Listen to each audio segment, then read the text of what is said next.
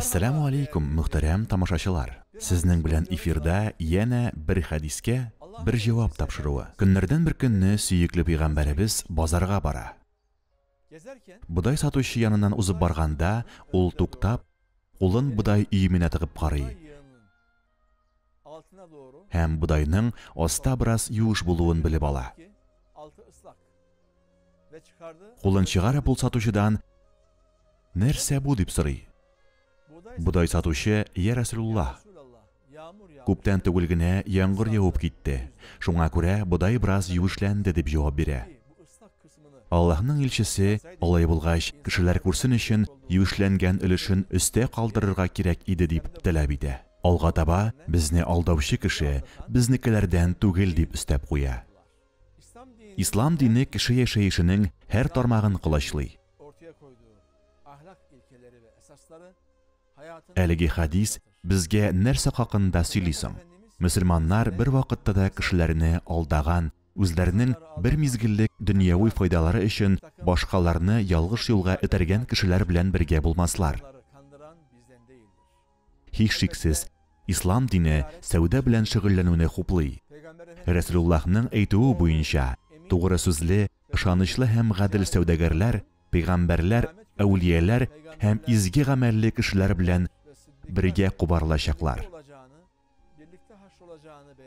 Шуңа күрә сатып алу яисә башка табыш китерә торган эшчәнлек белән шөгыльләнгән кешеләр бик гадел һәм намуслы булырга тиешләр.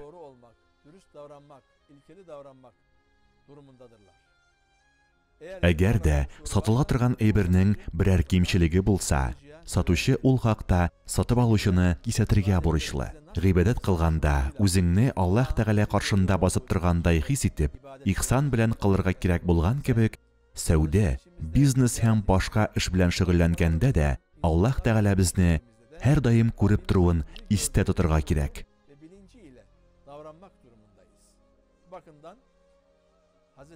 Хәзрәти Гомәргә бер кешенең намуслы һәм гадел булуы хакында хәбәр килә. Гомәр радиллаһу анху: "Сез аның намуслылыгын һәм гаделлеген раслар өчен аның белән сәүдә мөнәсәбәтләрендә булдыгызмы?" дип сорый. Аңлашылганча, кешенең әхлакый сифатлары һәм тәкъвалыгы сатып алу эшләрендә чагыла.